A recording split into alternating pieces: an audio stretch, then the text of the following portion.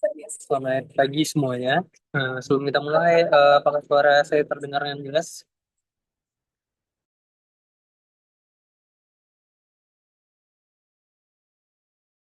Oke, thank you Jessica. Baik, teman-teman selamat pagi sebelumnya.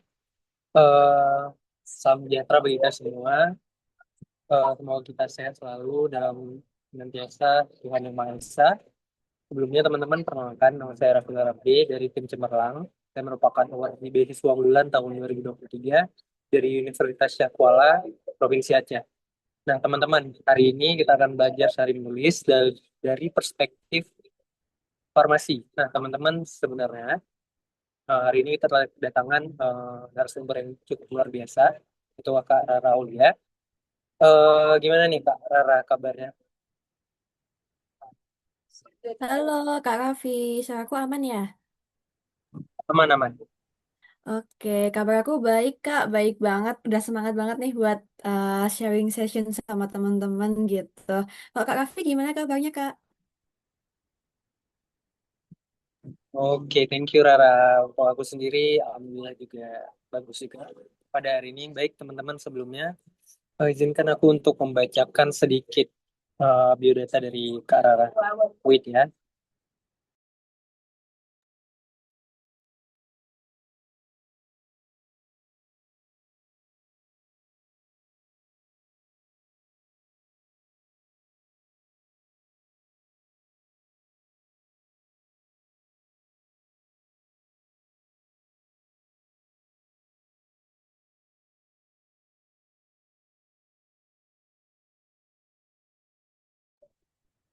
Nah, baik teman-teman.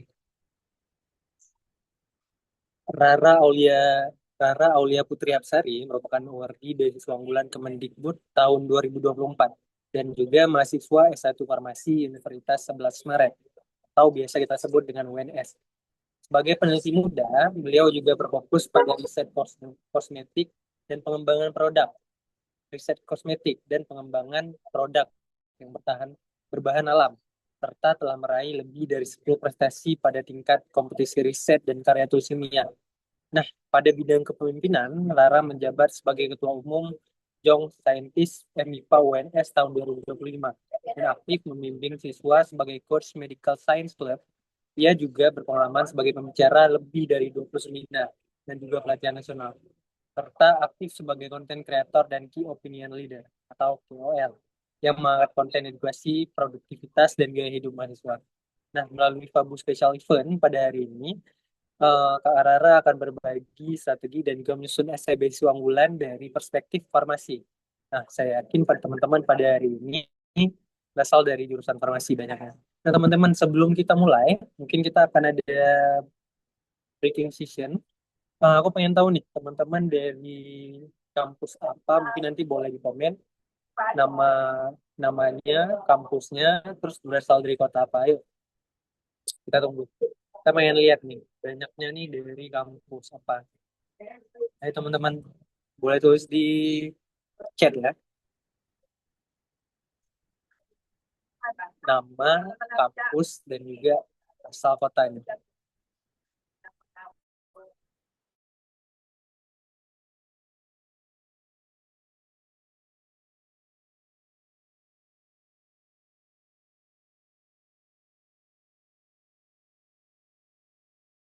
Ada Cantika, Unhas, Makassar. Ayo lagi, mana teman-teman?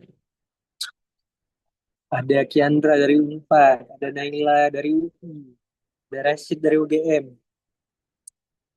ada Institut Teknologi Sumatera dari Pekanbaru, ada Carissa dari UI, ada dari UNS. Wow, keren keren. Teman-teman pada hari ini ada Firda juga, ada Hafiz. Oke, thank you teman-teman. Nah, teman-teman, untuk selanjutnya, aku juga pengen tahu nih, teman-teman pertama kali ikut event dari Fabu ataupun event dari Fabu Collab dengan Cemerlang ataupun udah langganan nih. Kalau pertama kali ikut mungkin boleh chat pertama, tapi kalau udah langganan boleh chat langganan. Coba, aku pengen tahu. Nazwa, UGM, wow. pertama, Naswa pertama, Nadia pertama, pertama Kak. Banyak yang pertama ya. Yang langganan mana ayo? Yang langganan ada pertama Kak. Dua. Oke guys, thank you very much. Um, Teman-teman, acara ini dipersembahkan oleh komunitas Forum Award Beasiswa Unggulan ataupun FABU dan didukung oleh cemerlang.com sebagai bentuk komitmen dalam memperluas literasi dan meningkatkan kualitas persiapan calon daftar beasiswa unggulan. Nah, terima kasih sebelumnya kepada peserta yang telah meluangkan waktu untuk hadir. Semoga kegiatan ini memberikan manfaat dan juga wawasan baru dan jadi bekal untuk esai terbaik nantinya untuk menjadi beasiswa unggulan. Nah, teman-teman, kayaknya tibalah kita pada sesi yang kita nantikan, yaitu sesi pemaparan materi dari narasumber kita. Nah, sebelum itu aku pengen tanya nih, tadi kan aku udah baca nih sedikit background dari Kak Rara. Mungkin Kak Rara boleh sedikit nih, izin kepo sedikit. Sebenarnya untuk mewakili rasa penasaran dari teman-teman sendiri, untuk melihat bagaimana pencapaian yang telah Kak Rara sendiri raih, boleh tahu nggak tantangan dan juga kegagalan yang pernah Kak Rara hadapi? Oke Kak Raffi, jadi tantangan dan kegagalan yang pernah aku hadapi gitu ya. Kalau tantangan tuh pastinya bagaimana cara kita terus konsisten dari awal sampai akhir, tetap mempertahankan apa yang sudah kita perjuangkan, semangat kita dari awal sampai akhir, rasa ambisius kita juga, rasa kompetitif kita juga. Nah, terus untuk kegagalan itu adalah kegagalan yang paling dalam aku alami itu sebenarnya adalah ketidak apa ya istilahnya tidak bisa masuk ke prodi yang aku inginkan dan adalah gitu. Karena aku udah pengen salah satu prodi ini, aku sebut aja kedokteran. Aku udah mengusahakan kedokteran ini, aku udah kayak bener-bener wah, aku into ke dokter gitu. Dari sejak aku SD udah punya passion ke dokter gitu. Tapi ternyata aku udah rula gitu waktu masa ini kita penerimaan mahasiswa baru gitu. Ternyata aku nggak lolos ke dokteran dimanapun. Dan akhirnya aku di farmasi ini gitu. Itu kegagalan yang menurut aku paling dalam dan paling benar-benar kena banget itu sih. Dan mungkin juga dialamin banyak orang ya karena kayaknya kedokteran tuh statue banget gitu Kak Raffi. Kayak cuek banget buat diraih. Jadi ya mungkin ada yang sama mungkin teman-teman di farmasi segini, di sini. Soalnya nih Kak Raffi tahu nggak sih? Ternyata farmasi itu adalah back burnernya dari kedokteran. Jadi kebanyakan tuh anak-anak farmasi pas itu adalah hasil kedokteran gitu Kak. Fun fact-nya gitu. Terus apalagi ya? Mungkin itu sih Kak buat yang paling mengena di aku kegagalannya. Untuk tantangannya tadi, tantangannya bagaimana kita konsisten terus dari awal sampai akhir gitu aja sih Kak. Wow, thank you. Terima kasih Kak Rara. Rupanya orang Kak Rara merasa gak salah jurusan ya di gak expect. Nah, baik teman-teman. Untuk selanjutnya mungkin karena mengingat waktu ya dan juga teman-teman pastinya udah nggak sabar lagi untuk masuk sesi dari pemaparan Kak Rara. Mungkin boleh Kak Rara tapi tunggu sebentar untuk kita share screen materinya. Oke Kak, siap.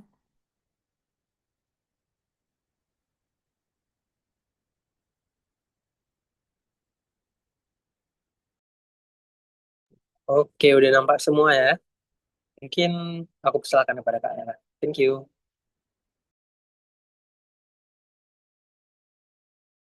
Oke, Kak Raffi, terima kasih atas kesempatannya. Halo, selamat pagi teman-teman semua. Aku mau ngecek semangat paginya buat ketik aku cinta farmasi di kolom chat. Buat aku mau lihat semangatnya ikut pagi ini. Aku cinta farmasi di chat. Ayo anak-anak farmasi. Iya. Oh, Oke, tadi kan aku juga udah mention teman-teman kalau aku sempet kayak agak menyesali gitu ya istilahnya buat masuk farmasi. Tapi teman-teman ternyata setelah aku masuk farmasi tuh aku nggak menyesal karena ternyata walaupun aku di kedokteran, aku mendapatkan hal yang paling baik, hal yang paling itu adalah pengobat hidup aku, yaitu adalah aku mendapatkan beasiswa unggulan. Dan fun fact, itu aku adalah one shot, one try, dan aku akhirnya dapat di beasiswa unggulan ini. Jadi aku seleksi beasiswa unggulan ini di semester 3. Aku nggak ikut di tahun pertama karena waktu itu aku masih masa-masa frustasi, masa-masa galau. Kenapa aku masuknya ke farmasi, nggak ke kedokteran. Jadi aku waktu tahun pertama nggak ikut seleksi beasiswa unggulan. Akhirnya di semester 3 lah aku itu baru kayak aku udah agak move on nih, aku mau mencari hal yang baru gitu. Akhirnya aku tanya sama orang tua aku, gimana ya Bun, mau ikut beasiswa unggulan ini nggak, nyoba nggak? Terus disuruh nih kayak, ya udah coba aja, siapa tahu rezeki kan gitu. Akhirnya ya udah aku kayak persiapan dan lain sebagainya. Nah, dapat deh gitu. Oke, mungkin itu cerita sedikit dari aku. Bisa next Kak?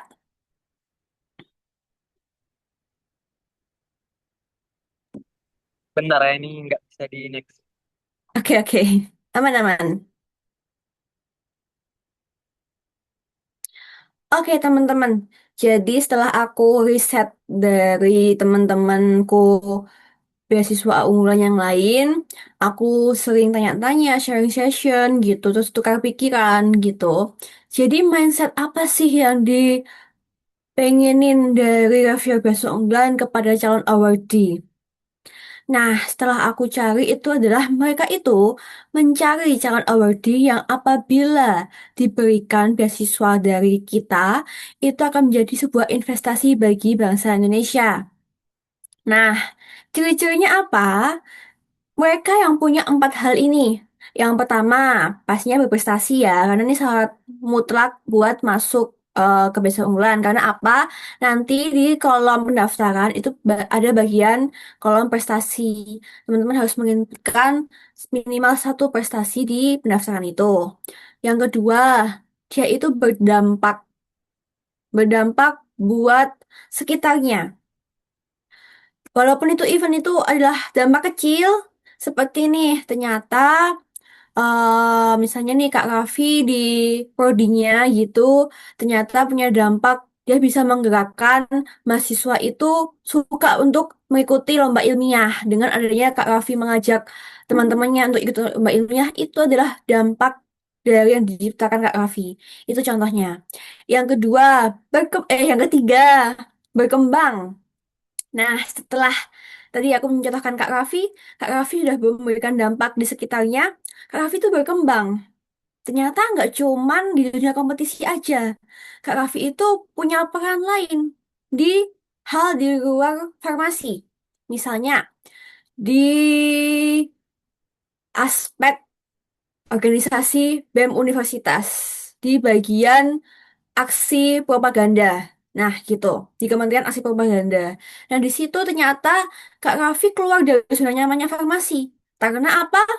Di kementerian ini itu sangat berbeda sekali dengan farmasinya. Nah, itulah Kak Raffi adalah berkembang, keluar dari zona nyaman. Setelah itu, Kak Raffi berdedikasi.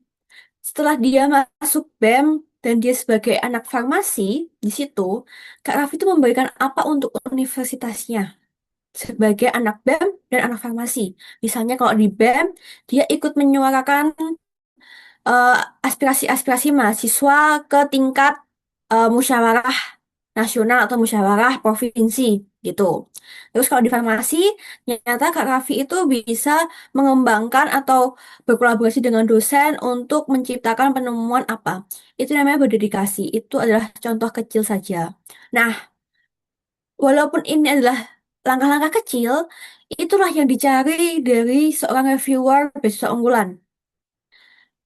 Nah, kalau misalnya nih teman-teman ditanyain, Kak, aku cuman punyanya prestasi aja, tapi aku itu kayaknya kurang berdampak deh, Kak. Kurang berkembang deh, Kak. Kurang berdedikasi, Kak. It's okay, teman-teman. Asalkan teman-teman itu masih aktif di organisasi, teman-teman punya peran di organisasi itu masih punya poin untuk teman-teman olah di esai kalian. gitu. Jadi mindsetnya reviewer itu bisa kalian otak-atik jika kalian merasa kayak aku minim potensi nih Kak. Itu kalian bisa otak-atik waktu kalian membuat esai beasiswa unggulan gitu. Nah, yang diminta reviewer itu sama baca esai, reviewer itu bakal mencari yang pertama, kalian itu punya tujuan yang jelas nggak? Kalian itu pengennya hidup kalian tuh untuk menjalani program studi kalian. Lalu setelahnya tuh mau dibawa kemana? Gitu kayak lagu mau dibawa kemana. Itu lagu ya kayak gitulah istilahnya. Nah, habis itu lihat juga nih dengan adanya tujuan hidupnya si orang ini, dia tuh udah punya prestasi apa yang relevan gitu. Nah, setelah itu dia tuh punya potensi nggak buat berkembang? Sama apakah kontribusinya yang dia usulkan realistis untuk dikembangkan atau enggak? Selanjutnya, yang aku bilang itu di awal, yang ditanyain Kak Raffi tadi, tantangannya apa? Nah itu, konsisten.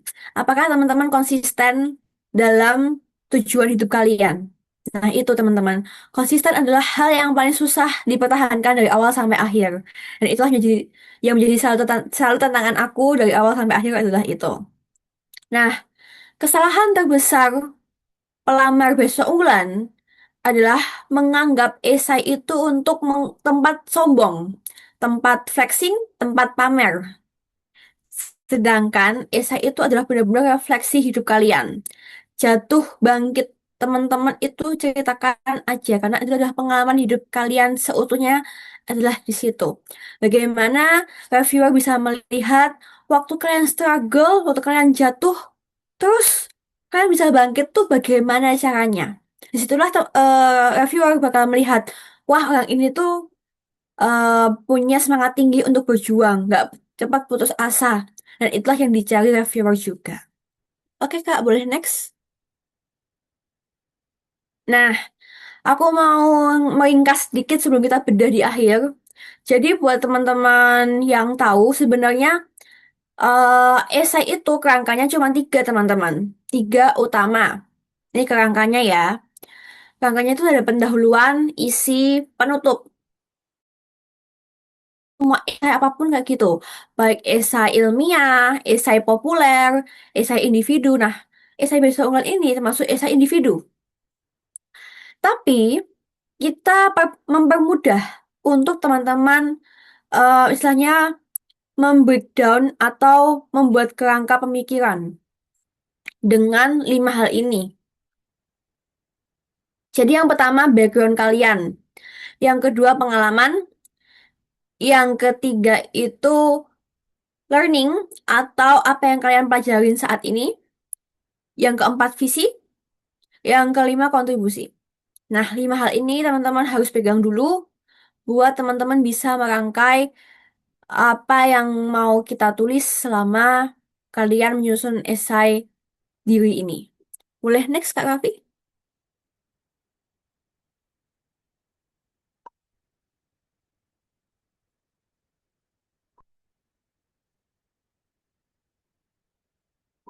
Kak Raffi boleh next nggak Kak? Oke, thank you Kak. Nah, loh, kayaknya kebablasan nih Kak untuk oh sebentar sebentar aku yang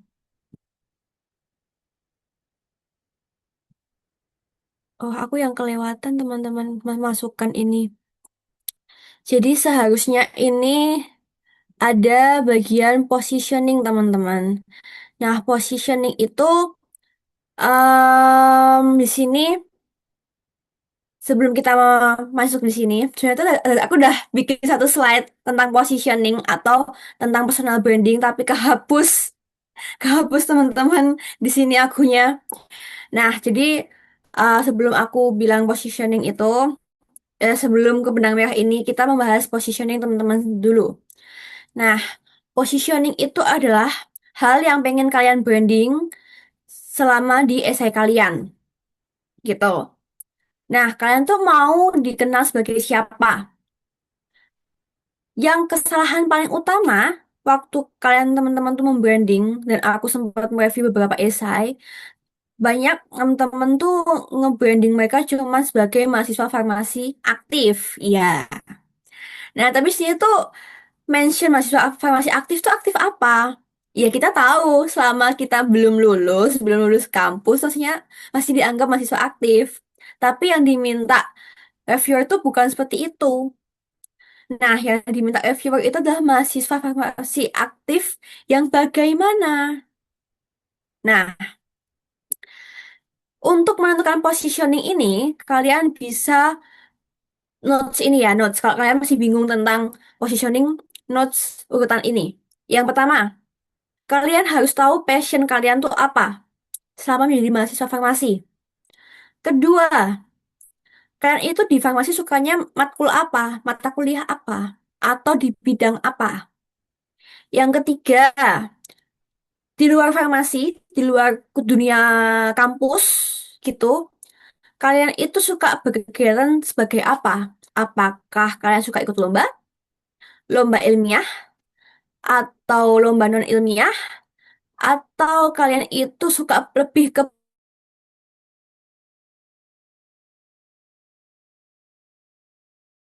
Habis itu, kalau udah tahu nih, kalian itu suka berkegiatan sebagai apa, habis itu kalian kaitkan tujuan hidup kalian tuh mau apa, sebagai apa kalian itu hidup di dunia ini, gitu.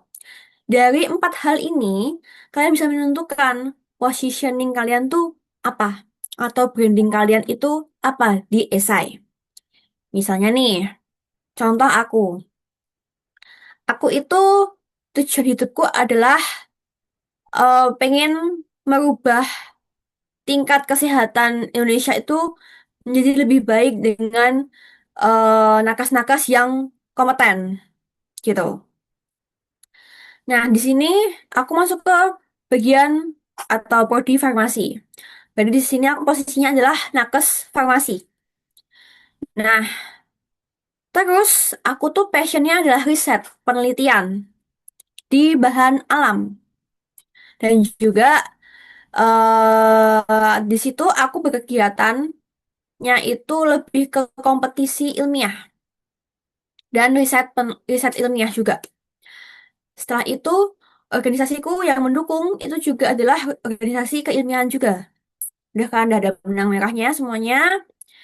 Habis itu aku memberikan branding atau positioning di esaiku adalah aku adalah seorang mahasiswa farmasi yang memiliki ketertarikan di bidang penelitian untuk mengembangkan berbagai sediaan obat berbahan dasar alam sebagai wujud pemanfaatan sumber daya alam Indonesia untuk meningkatkan kualitas kesehatan masyarakat Indonesia.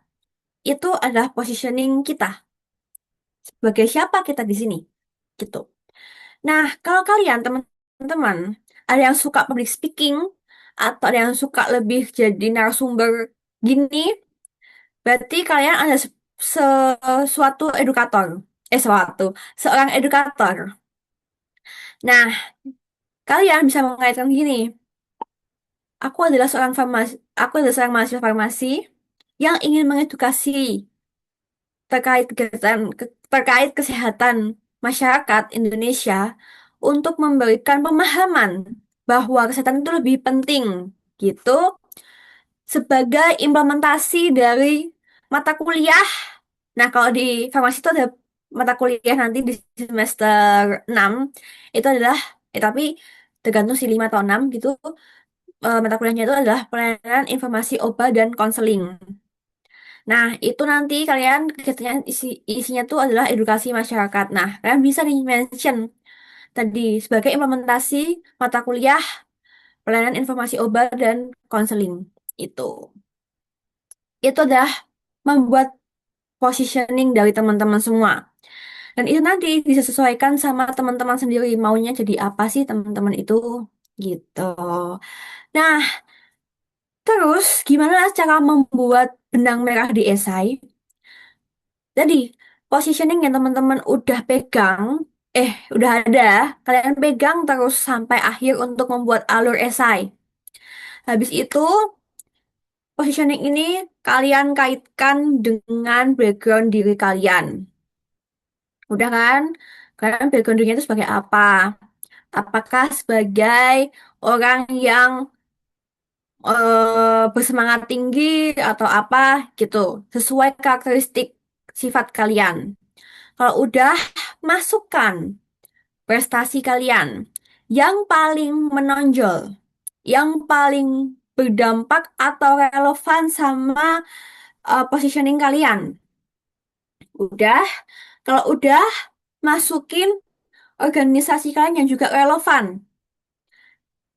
Nah, di situ kalian jelasin juga kerelevannya itu di kalian itu punya peran apa. Misalnya nih, contohnya aku di sini masuk di Ketua Umum Young Scientist. Itu adalah organisasi keilmiahan tingkat fakultas. Sama kalau di tingkat univ, aku namanya ada studi ilmiah mahasiswa. Aku juga di bagian Kepala Departemen Riset dan Teknologi. Nah, di situ aku mengarahkan. Selain aku di bidang akademik sini, aku juga mengembangkan sisi leadershipku di organisasi keilmiahan juga yang selaras dengan passionku, yaitu Young Scientist dan studi ilmiah mahasiswa gitu. Dan di sini aku memiliki peran yang relevan juga karena yang pertama jadi ketua umum di Young Scientist, yang kedua aku jadi ketua departemen riset dan teknologi gitu. Jadi relevan. Selanjutnya, untuk mengabdi masyarakat ini sebenarnya opsional, aku nggak menuntut, tapi ini kalau teman-teman bagi yang ikut mengabdi masyarakat itu bisa dimasukkan. Waktu itu aku masih menjabat sebagai duta genre juga di kotaku. Jadi aku waktu itu masukin kalau sebagai generasi muda juga, aku memiliki kegiatan mengabdi masyarakat, aku mengedukasi masyarakat di kesehatan, di beberapa kegiatan. Yang pertama, Car Free Day di kotaku. Yang kedua, forum anak di kotaku. Sama ada di satu lagi, aduh, mohon maaf, aku lupa ini. Seperti kayak nanti bertemu dengan Dinkes gitu-gitu. Nah, itu adalah sebuah contoh juga pengabdian masyarakat. Karena teman-teman memberikan edukasi di masyarakat luas gitu. Nah, habis itu visi menjadi seorang farmasi itu apa? Setelah kalian merangkai tadi, kalian tuh pengen jadi farmasi sebagai apa? Apakah sebagai farmasi yang pengen mengedukasi? Apakah farmasi yang pengen pengembangan obat? Atau farmasi yang pengen menemukan apa? Gitu. Terus kalau udah nyentuhin visi nih, kalian kasih tahu kontribusi yang pengen kalian berikan tuh apa? Misalnya nih, aku sebagai edukator di bidang farmasi, aku pengen membuat sebuah forum edukasi. Ini real, ini yang forum ini real aku masukkan di esai. Forum edukasi dengan merangkul nakes-nakes yang sudah kompeten dan memiliki tujuan yang sama untuk mengedukasi masyarakat. Karena nanti kita bisa berkolaborasi dengan dokter, dengan nakes lainnya untuk mengedukasi pentingnya kesehatan. Dan waktu itu aku juga menggagas tentang stunting juga, karena stunting masih tinggi ya di Indonesia. Jadi aku juga bahas stunting di sini gimana nanti dari farmasi akan mengarahkan vitamin atau suplemen yang bisa mencegah stunting dari ibu hamil. Dokter juga bisa mengecek kesehatannya ibu hamil. Terus dari ahli gizi juga bisa gabung. Dan itu aku kolaborasikan jadi kontribusi yang pengen aku tawarkan sebagai aku awardee nantinya yang mencerminkan relevansi dengan program studiku dan tentang minatku sebelumnya yang udah aku berikan positioningnya di esaiku gitu. Ini contoh beneran guys. Jadi aku waktu itu aku memberikan tadi forum edukasi yang isinya nakes-nakes yang punya tujuan yang sama untuk mengedukasi. Terus di situ kita mengangkat tentang stunting dan perbaikan tingkat kesehatan gitu. Oke, boleh next Kak. Oke, sekarang kita membedah struktur ideal esai besok unggulan teman-teman. Jadi di bagian pendahuluan ini teman-teman bisa masukin hook gitu. Hook yang menjadi menggugah reviewer itu untuk membaca esai teman-teman sendiri gitu. Bentar, mohon maaf teman-teman, sebentar. Oke. Nah, setelah teman-teman punya hooknya itu tuh bebas. Apakah kalian bisa masukin quotes? Apakah teman-teman itu masukin moto hidup kalian yang kalian pegang? Kalau aku dulu masukin moto hidup yang selalu aku pegang. Nah, ini motonya nanti aku kasih di motivasi akhir nanti. Moto hidupku aku masukin di bagian hook. Habis itu aku ngasih tahu nih, pokoknya moto hidup. Terus aku bilang ini adalah moto yang selalu aku pegang, yang selalu diwariskan oleh kedua orang tuaku dan menjadi prinsip hidup kita, prinsip hidup keluargaku. Keluargaku selalu bilang kalau usahakan apa yang mau kamu usahakan sampai kamu tahu ujungnya berada di mana. Tidak ada salahnya berusaha, tetapi i- tapi tidak boleh menyerah begitu saja dengan apa yang telah kamu usahakan. Aku ada kayak gitu, habis itu kasih tahu nih, aku terakhir dalam background keluarga yang bagaimana. Dan di keluarga itu tuh menjunjung nilai-nilai apa aja. Itu pendahuluanku. Nah, habis itu aku ngasih tahu nih, kalau aku tuh selalu semangatnya itu sehingga aku bisa mencapai apa aja. Habis itu, di situ aku ngasih tahu concernku tuh di bidang apa. Setelah aku punya background hidup seperti ini. Nah, lanjut ke deskripsi diri. Jadi, setelah itu, setelah kita membuat pendahuluan, pendahuluan tadi itu nggak usah panjang-panjang, teman-teman. Nggak usah sepanjang deskripsi diri. Oke, nggak apa-apa, Kak. Di next gini aja. Nah, setelah itu, setelah kita kasih tahu concernnya kita tentang apa, kita masuk ke deskripsi diri. Jadi tadi bagian pendahuluan sampai concern kita tuh di apa, itu sekitar 2 paragraf aja. Nah, habis itu paragraf ketiga sampai paragraf ke 5. Jadi 3 paragraf, 3, 4, 5 itu fokuskan ke deskripsi diri. Gitu. Nah, sebutin kalian tuh siapa di sini sekarang. Positioning kalian. Terus, habis itu kalian itu kalau aku cukup mau mention positioning kita sebagai apa, mahasiswa di mana, kuliah di mana, dan apa yang melatar belakangi teman-teman itu ambil jurusan ini, gitu. Habis itu kan teman-teman tadi mention apa yang melatar belakangi kan ambil jurusan ini kan.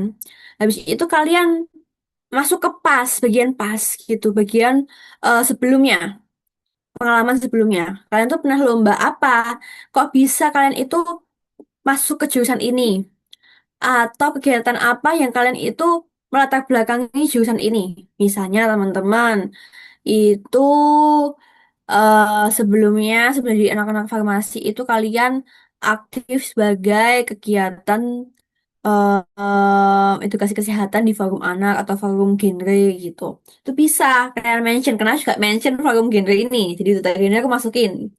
Habis itu aku mention juga kalau sejak aku SMA itu aku juga suka riset tentang pengembangan bahan alam gitu. Aku dulu ikut opsi juga, itu pengembangan bahan alam juga. Aku bikin sabun gitu. Nah, itu aku masukin di bagian pas itu. Jadi aku masukin dari sejak SMA satu pengalaman berharga yang melatar belakangnya aku masuk ke farmasi. Nah, habis itu kalau udah kegiatannya apa aja juga yang relevan.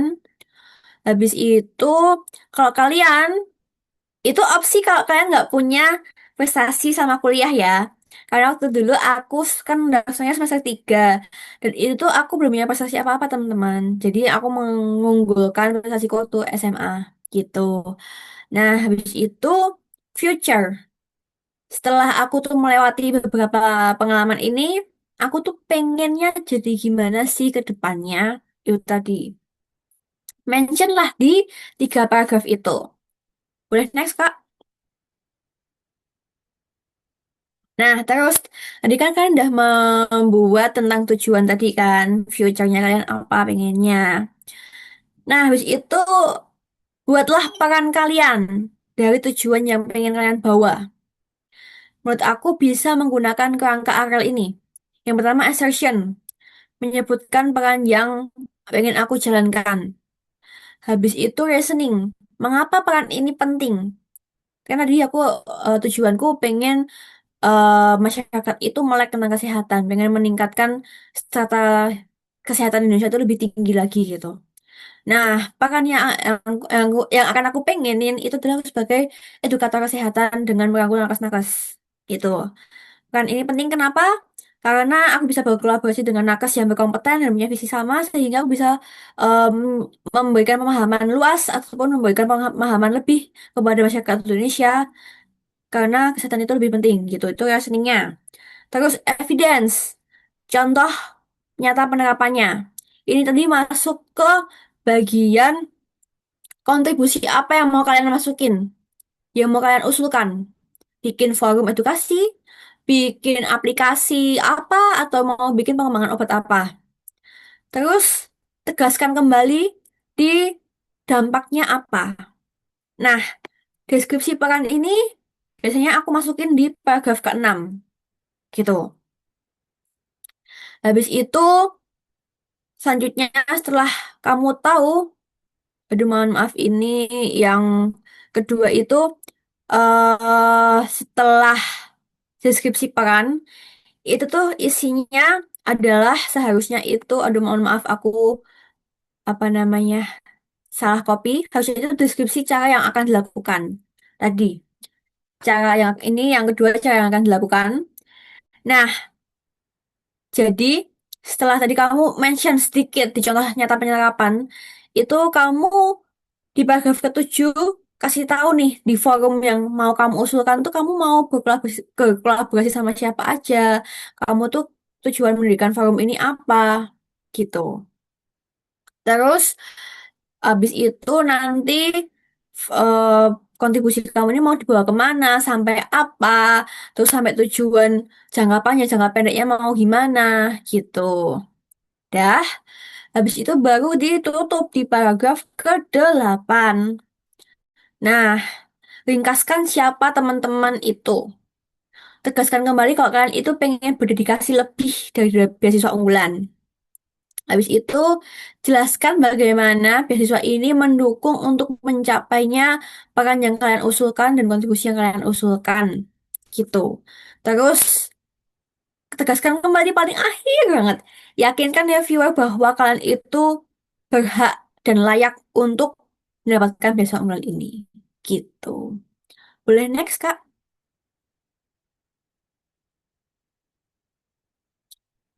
Oke, nah ini aku mau menjelaskan sedikit tentang visi kontribusi yang teman-teman bisa istilahnya kayak kalau yang masih ada yang bingung visi kontribusiku itu apa ya Kak? Aku bingung masih kayak karena aku ketua kedokteran jadi aku farmasi itu aku bingung gitu. Nah, is oke jangan bingung karena di sini aku mau jelasin sedikit caranya buat mencari visi kontribusinya kalian tuh bagaimana gitu. Yang pertama, ini kalian list dulu. Ini nggak usah dimasukin ke esai, tapi ini gimana kalian itu menentukan visi kontribusi kalian. Itu kalian note sendiri untuk sebelum membuat peran dan kontribusi kalian di esai. Ini kalian note sendiri. Yang pertama, tujuan jangka pendek. Terus itu tujuan jangka panjang. Yang jangka pendek itu kalian pengen setelah lulus nanti atau setelah mendapatkan beasiswa tuh mau ngapain? Apakah mau beli motor seharga 70 juta? Enggak dong, enggak mungkin. Masa kalian kasih beasiswa mau beliin motor kan enggak mungkin. Maksudnya kayak kalian pengen mengembangkan penelitian apa atau pengen nambah banyak ikut lomba gitu. Terus tujuan jangka panjang. Kalian tuh pengen mencapai apa sih jangka panjangnya itu? Gitu. Terus habis itu kontribusi akan diberikan. Bagaimana pengetahuan dan keterampilan yang kalian miliki nantinya bisa memberikan dampak dampak positif di sekitar kalian. Habis itu setelah kalian itu memberikan kontribusi, siapa sih yang pengen kalian itu rasakan dampaknya di sekitar kalian gitu? Apakah mau scoop sekitar dulu, teman-teman dulu, atau langsung gede nasional ya nggak apa-apa gitu. Habis itu fokus karir kalian tuh pengennya apa? Apakah di klinis, apakah di industri, apakah jadi pure peneliti gitu. Jadi kalian harus benar-benar take a note eh, step-step ini buat kalian tuh menentukan visi kontribusi yang pengen kalian bawa di esai kalian gitu. Ini sebenarnya ini bisa dimasukin dikit atau kalian bahas dikit juga nggak apa-apa. Cuman kalau dari aku sendiri, karena nanti terlalu lebar banget dan bikin reviewer bosen, karena reviewer itu juga pengennya bacanya yang padat aja. Karena kan nggak mungkin ya reviewer segitu terus disuruh baca seribuan lebih mahasiswa yang masuk kan. Jadi usahakan sekitar 7 sampai 8 paragraf aja bikinnya esai tapi itu padat, langsung to the point, nggak usah kayak bertele-tele gitu. Kalian siapa, terus kalian tuh siapa, pernah ikut apa, dampaknya apa, terus pengen jadi apa, terus keteguhan konsistensi konsistensi adalah konsistensi konsistensi kalian tuh gimana. Nah itu gitu teman-teman. Oke, boleh next Kak. Nah habis itu tips menulis visi kontribusi. Yang pertama, buat visi yang jelas dan spesifik. Gitu. Ini kalau kalian pengen masukin visi kontribusi kalian di esai gitu. Kalau misalnya menurut kalian itu pengalaman sama prestasi kalian tuh minim, kalian bisa menguatkan visi kontribusi kalian itu gimana? Jadi tadi aku yang mention dari awal kalau yang bagi yang minim prestasi, minim prestasi gimana? Itu teman-teman. Jadi kalian bisa mengotak-atik visi kontribusi kalian. Jadi misalnya nih yang mungkin waktu SMA masih agak pasif, kalian bisa menguatkan nih. Ini loh Pak, ini saya udah berubah, saya pengen gini-gini, saya udah ikut ini A B C D E F G H. Ini yang mau saya berikan, saya sudah berubah dari ini. Gitu. Saya sudah mau keluar dari zona nyaman. Yang sebelumnya saya pasif, saya di mahasiswa pengennya jadi aktif lagi gitu. Itu bisa masukkan ini tadi visi kontribusi. Kak, jangan di next dulu, Kak. Aku belum selesai, Kak. Bisa back nggak, Kak? Oke. Nah, habis itu, kalau kalian mau masukin visi kontribusi ini, gunakan bahasa yang persuasif. Tunjukin komitmen kalian kalau kalian itu berubah lebih baik, nggak stagnan di situ aja.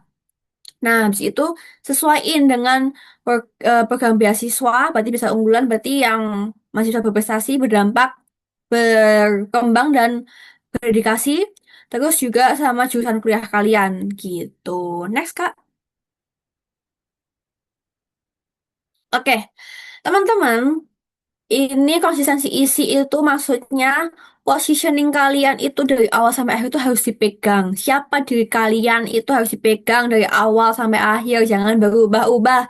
Yang awalnya pengen jadi researcher, pure penelitian, kok tiba-tiba jadi edukator di akhir. Nih, reviewer jadi bingung, mau dibawa kemana anak ini? Kok kayak gini ya, nggak punya tujuan yang pasti. Nah, di sini reviewer pengen yang pasti-pasti aja, nggak boleh ngegantungin kayak doi kalian. Jadi jangan ngegantungin reviewer, jangan bikin ambigu, jangan bikin pusing. Semuanya harus pasti dari awal sampai akhir, itu yang dipengen reviewer, gitu. Nah, satu, gimana caranya menjaga konsistensi ini? Satu, jaga alur dan tema yang terfokus. Jadi, sebelum teman-teman bikin esai itu harus membreakdown semuanya dari awal sampai akhir. Jangan asal bikin esai. Nah, mungkin kalau teman-teman yang udah terlatih bikin esai ya, itu cukup gampang, cukup simpel buat bikin breakdown. Tapi kok teman-teman yang bagi yang masih awam untuk bikin esai atau masih jarang bikin esai, mungkin ini agak lebih effort buat sering latihan bikin alur atau tema yang terfokus gitu. Jadi kan ini banyak AI ya, kalian bisa latihan dengan AI kalian gimana sih cara bikin alur yang terfokus gitu. Kalian bisa mulai dengan kalian nge-breakdown dulu terus kayak minta pendapat dari esai AI gitu apakah ini udah kayak konsisten atau belum, atau kalau kalian punya teman awal di besa unggulan, tanya aja, konsul aja sama mereka apakah ini udah fokus atau belum gitu.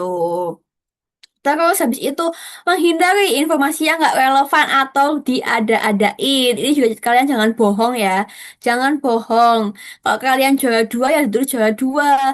Nggak usah dulu juara satu. Karena apa? Kalau kalian bohong dan reviewer tahu aslinya kalian langsung di blacklist nanti. Jadi jangan sampai bohong, jangan sampai mengada-ada isi esainya gitu. Apa yang ada dalam diri kalian itu kalian berikan karena reviewer di sini itu juga menerima apa adanya kalian, bukan kayak doi kalian yang menerima ada apanya, tapi reviewer ini lebih menerima apa adanya kalian gitu. Nah, ini yang terakhir tadi, kalian harus buat outline yang jelas dulu sebelum mengembangkan jadi paragraf gitu.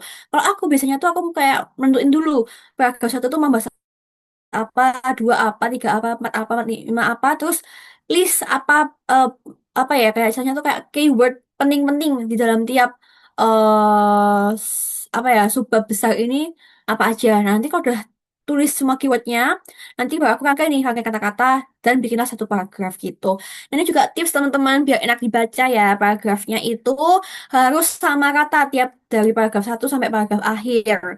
Jangan kayak yang paragraf satu cuman 5 paragraf, yang paragraf 3 4 5 6 isinya 10 kalimat gitu. Jadi semuanya harus rata. Kalau kalian mau matok 8 sampai 10 kalimat, ya semuanya harus rata. Jangan terpencah-pencah. Dan ingat, jangan melebihin batas minimal maksimal dari ketentuan gitu. Dan harus jaga-jaga ya teman-teman. Nanti tuh kalau kalian bikin di Word udah 1.000 kata, nanti tuh biasanya tuh website tuh agak beda penghitungannya. Jadi harus disesuaikan lagi, harus dihitung kembali dan dilihat kayak counting wordnya di website itu berapa gitu. Kalau bisa kalian bikin sekitar 1.300 kata, gak apa-apa. Nanti biasanya tuh agak geser sedikit di bagian. Kok geser sih? Geser tuh istilahnya agak ada selisih sedikit antara website sama Word gitu. Boleh next, Kak?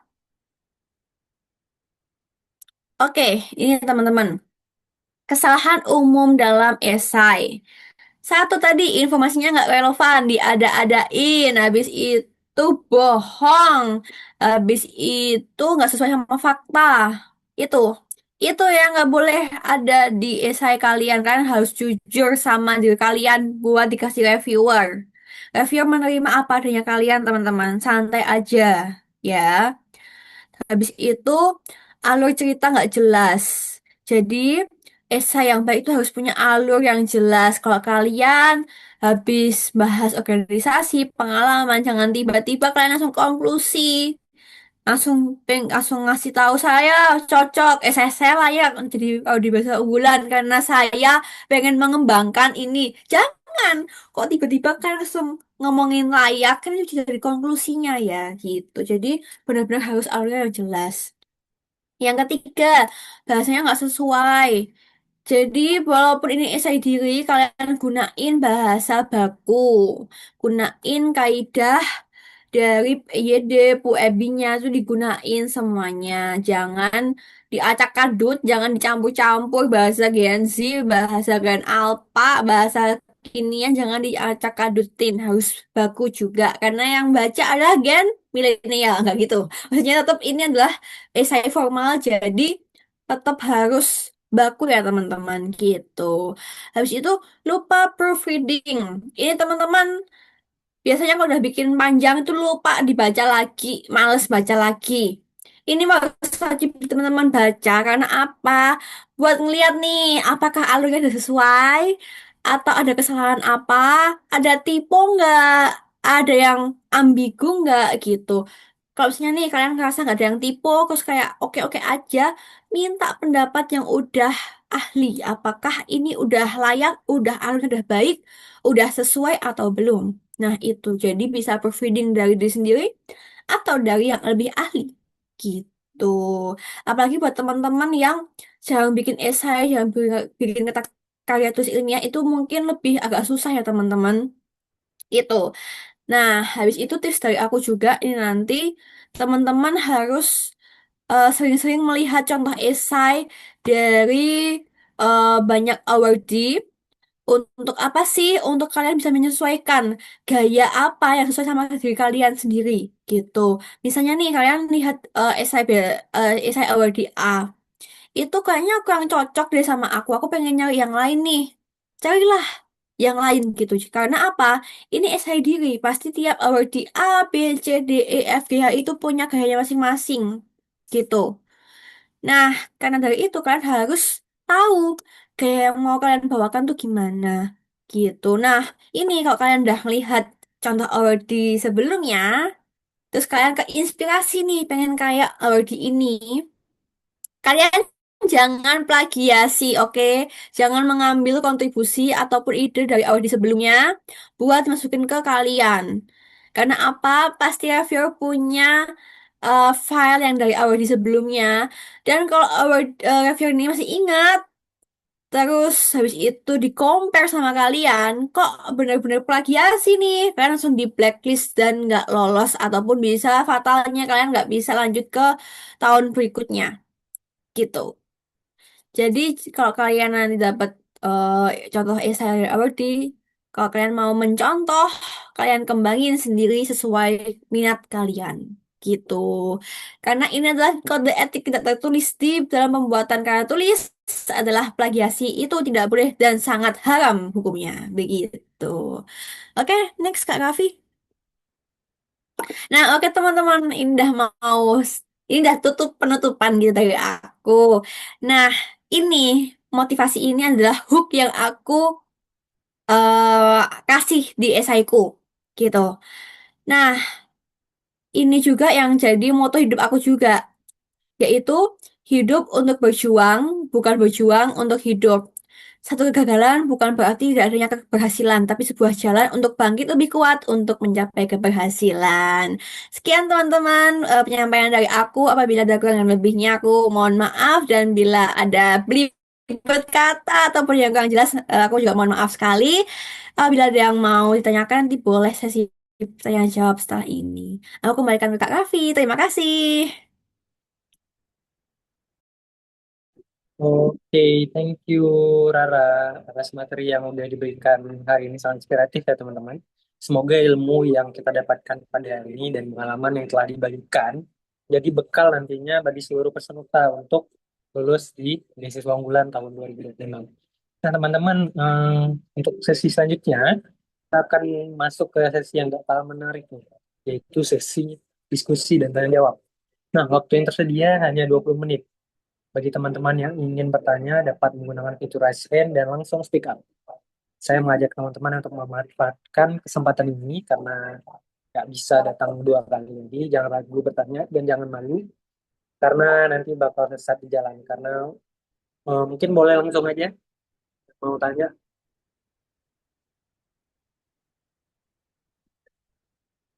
Ada Kiandra, mungkin boleh langsung Kiandra. Baik, terima kasih atas kesempatannya. Saya ingin bertanya, kalau di SI Beasiswa Unggulan itu kan biasanya suka ada temanya ya Kak. Misal tahun lalu itu tentang teknologi digital gitu. Nah, gimana caranya nyambungin tema tersebut sama deskripsi diri kita gitu Kak? Terima kasih.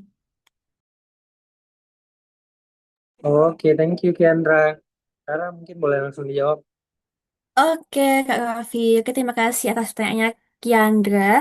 Jadi, buat menyambungkan background diri kita gitu ya. Nah, kalian harus nyambungnya dengan gini. Kan tadi kan pemanfaatan teknologi ya, yang tahun lalu itu kalau nggak salah. Nah, kalian masukin gini aja. Sebagai generasi muda, apalagi farmasi, kalian itu menggunakan teknologi itu sebagai apa? Apakah sebagai pencari ide? Apakah sebagai pembantu, sebagai pihak untuk membantu kalian itu dalam riset atau sebagai apa? Itu kalian bisa masukkan di situ, sisipkan di situ. Misalnya nih, Kiandra pengen jadi peneliti muda di bidang farmasi di obat herbal gitu. Nah, teknologi yang berkontribusi di sini tuh apa? Yaitu membantu Kiandra buat apa ya, mengklasifikasi bahan herbal apa aja yang bisa digunakan untuk penyakit A, penyakit B, penyakit C. Dari situlah Niki Anda bisa cari dari teknologi ini tuh eh apakah ada gap penelitian yang belum dilakukan untuk mengembangkan suatu pengobatan herbal. Gitu bisa. Atau nih, kalau benar-benar Kiandra suka IoT, Kiandra bisa nih, seorang farmasi itu di masyarakat itu berperan sebagai kebanyakan adalah ya edukator ya. Kita tahu 10 Star of Pharmacist itu adalah bagian edukator masyarakat. Nah, kalian bisa nyambungin nih. Pengen bikin platform untuk edukasi masyarakat secara aplikasinya apa? Gitu. Aplikasinya apa? Nah, disinilah peran teknologi untuk mengimplementasikan peran kalian sebagai edukator muda di bagian farmasi untuk membuat aplikasi yang bisa diakses oleh masyarakat begitu. Nah, itu kalau kalian minatnya seperti itu. Usahakan minat kalian itu kalian fokusin ke minat farmasi kalian biar mempermudah kalian bikin alur. Kalau misalnya teman-teman punya minatnya lebih kayak sebenarnya nggak minat di farmasi sih Kak, aku punya minat yang di seni misalnya. Usahakan banget nih ya karena teman-teman udah masuk di farmasi, jadi bawalah alur itu ke program studi kalian karena beasiswa unggulan ini memberikan bantuan untuk kalian itu meneruskan program studi kalian yang sudah kalian tempuh. Gitu. Apakah masih ada ditanyakan, Diandra? Sudah, Kak. Terima kasih. Oke, sama-sama. Oke, thank you. Kiandra, selanjutnya ada Cantika. Boleh Cantika langsung speak up aja. Mohon Ken ya. Mohon maaf Kak, sebelumnya saya lagi di luar jadi tidak memungkinkan untuk on cam Kak. Baik Kak, terima kasih atas kesempatannya. Jadi bagaimana sih Kak cara kita untuk menulis terutama yang bagian deskripsi diri atau menonjolkan diri, tetapi kesannya itu nggak seperti personal statement Kak. Terima kasih. Oke, biar nggak personal statement. Kalian bisa mention sisi jatuhnya kalian, sisi terpuruknya kalian. Jadi, biar nggak kesan menyombongkan, tadi kan udah mention di awal, kalian bisa masukin gimana kegagalan kalian, gimana tantangan kalian untuk survive di hidup. Itu kalian bisa masukin biar istilahnya kayak nggak terlalu NPD lah di essay kalian. Nah, kalau kalian udah masukin nih, ternyata aku tuh susah banget buat konsisten. Atau aku tuh punya kegagalan, aku tuh selalu merasa insecure atau apalah itu yang menurut kalian tuh kegagalan atau tantangan kalian. Terus kalian tuh mulai nih korelasikan ke bagaimana cara kalian keluar dari zona nyaman itu. Bagaimana cara melawan kegagalan kalian. Terus bagaimana caranya kalian itu bisa melawan atau bisa kayak istilahnya itu aku nih loh menunjukkan kalau kalian tuh bisa bangkit atau bisa kontradiktif dari sifat buruk kalian yang kalian masukkan ke esai gitu. Itu caranya biar kalian nggak ngerasa NPD lah di esai kalian gitu. Apakah cukup paham, Cantika? Atau ada yang mau feedbacknya? Ya, sudah sangat jelas Kak. Terima kasih banyak Kak. Oke, sama-sama. Oke, thank you Cantika. Untuk next, ini pertanyaan terakhir. Ada dari Rashid. Rashid Rawo. Halo, Rashid. Terima kasih atas kesempatannya. Kedengaran nggak Kak kira-kira? Dengar-dengar. Nah Kak, kan saya lihat-lihat kan Kak, Warda BU itu kan rata-rata Kak pintar public speaking gitu kan Kak. Nah, saya sendiri tuh nggak terlalu pintar public speaking Kak, tapi kan pada saya kan tertarik pada bidang riset ilmiah, terutama di bahan alam, sama di proyek kayak machine learning, sama beberapa proyek aplikasi sama web server gitu kan Kak. Kira-kira kan saya kan mau integrasi antara farmasi sama machine learning gitu. Kira-kira itu berka, ber, apa tuh namanya? Berkesempatan atau enggak kan soalnya kan kak saya kan nggak terlalu pintar public speaking kak daripada Awarda Awarda sama BO yang lain kak kira-kira itu aja kak terima kasih. Oke, mantap mantap. Jadi gini, buat mengintegrasikan itu, kan aku tadi sempat berusaha cek sih itu tentang kayak apa ya, pembuatan kecerdasan buatan bukan ya, Rashid? Ya kak kayak itu pembuatan aplikasi yaitu integrasikan antara tanaman-tanaman herbal kak jadi kan Mm. kayak berbasis AI gitu kak jadi Mm-mm. misalnya tanaman ini khasiatnya apa sama bisa dibikin obat apa saja kak untuk literasi masyarakat gitu kak. Ya, itu bisa banget Rashid kamu Kayak gitu itu bisa mengintegrasikan. Jadi kamu adalah positioningnya nanti adalah generasi farmasi muda yang pengen mengedukasi masyarakat lewat perkembangan digitalisasi. Itu itu titik poin yang kamu ambil sebagai diri kamu di esai itu.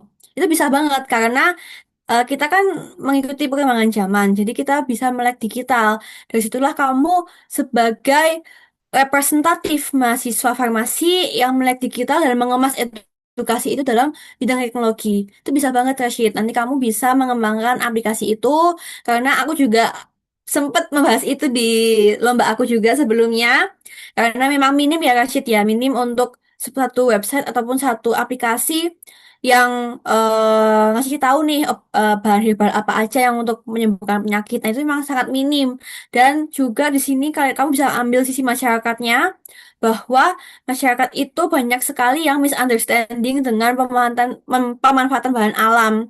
Dan itu memang butuh edukasi yang lebih biar nggak salah penggunaan dan nggak salah atau kontradiktif sama obat yang diberikan oleh dokter. Karena kan kita tahu sendiri ya, banyak banget mbah-mbah ataupun kakek-kakek ataupun orang zaman dahulu tuh yang lebih percaya dengan bahan alam dan udah terlanjur diresepkan sama dokter tapi tetap mixing sama jamu ataupun bahan alam. Nah, di situ Rashid bisa ngasih tahu nih bahwa di sini edukasinya kamu pengen mengenalkan bahan alam dan juga mengclearkan misunderstanding penggunaan bahan alam sebagai obat di masyarakat gitu biar nggak salah arah. Itu bisa banget, Rashid.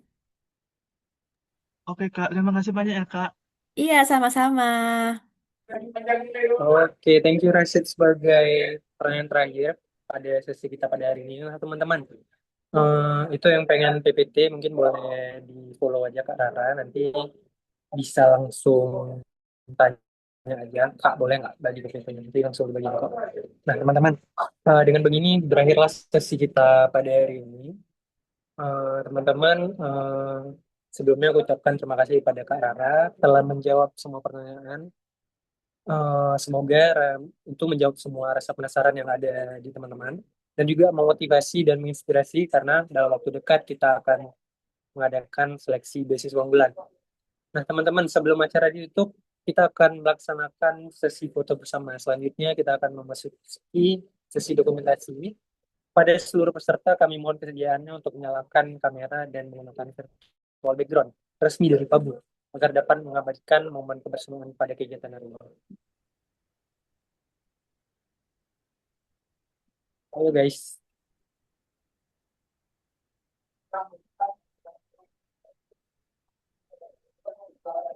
Yuk yuk on cam yuk teman-teman yuk. Nanti biar siapa tahu aku ketemu nih di suatu kota sama kalian aku bisa tahu nih. Wah, ini gitu.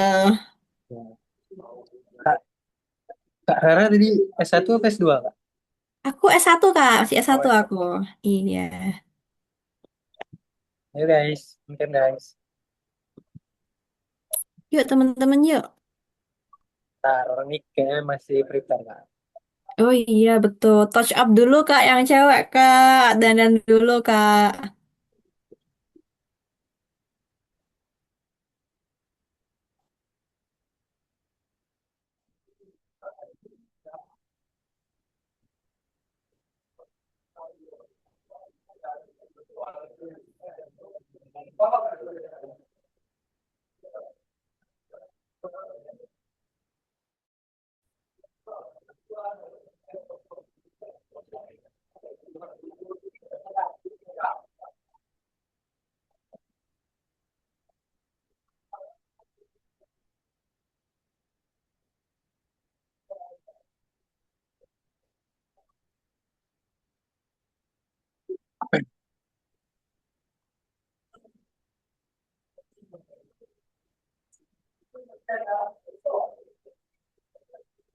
Ayo teman-teman yang lain.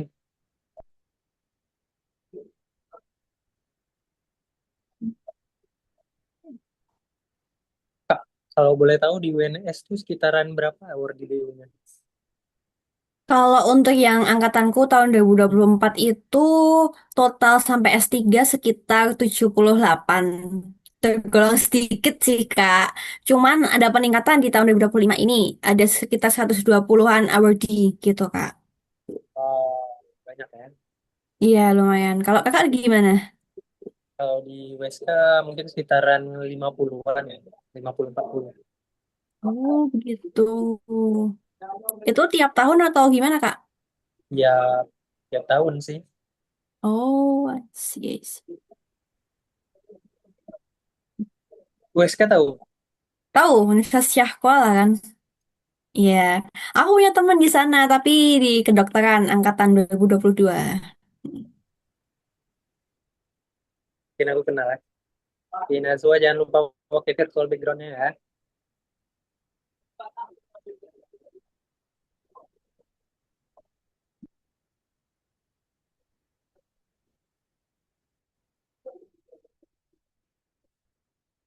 Kita tunggu Nazwa satu lagi. Ini lagi setting background.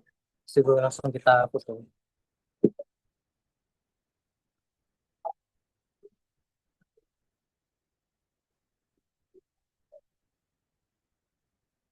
Teman-teman yang dari farmasi ada yang maba, ada yang baru mau masuk, ada kah?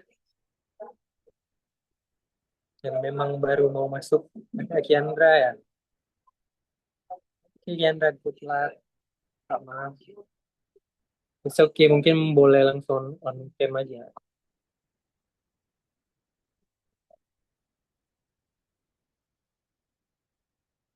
Selain Kiandra, yang lain ongoing semua ya. Arkan semester berapa, Arkan?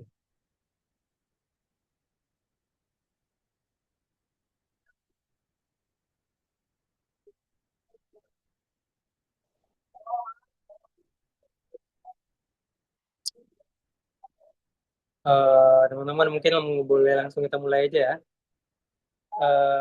Pertama, oke, senyum, berikan senyuman terbaik kalian. 3, 2, 1. Farmasi ada gayanya nggak, Kak? Gaya tertentu? Kalau Eh, di aku sih, ini farmasi itu ular, Kak. gimana gimana tuh? Soalnya kan farmasi itu lambangnya ular. Gitu, Kak. Kalau di aku sih, gitu. Kalau di teman-teman gimana? Farmasi itu. Jangan ulang ah, masa ulang gini nanti Kak Raffinya susah nge-screenshotnya. F aja deh, F. Atau apa ya? F gini aja deh, F.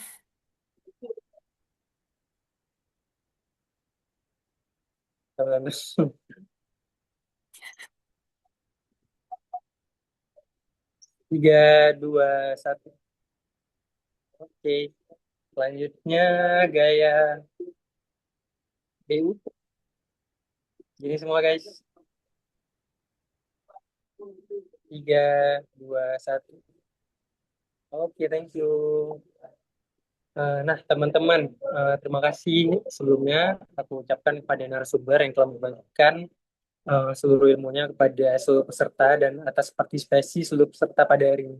Jangan lupa untuk terus mengikuti berbagai program edukasi dari Forum Award di Beasiswa Unggulan yang didukung oleh cemerlang.com. Pastikan juga teman-teman mengikuti dan juga memantau Instagram Forum Award di Beasiswa Unggulan ataupun Fabu agar tidak ketinggalan informasi mengenai webinar, mentoring, open class, serta berbagai kegiatan menarik lainnya. Kami juga mengundang teman-teman untuk bergabung kembali nanti pada sesi-sesi berikutnya yang akan kami rencanakan. Sampai jumpa di acara Pabu selanjutnya. Saya Raffi Rambi selaku Master of Ceremony. Mohon maaf apabila terdapat kekurangan dalam memandu acara. Akhir kata, wassalamualaikum warahmatullahi wabarakatuh. Selamat pagi, salam sejahtera bagi kita semua. Terima Kita kasih mulai nih, Kak.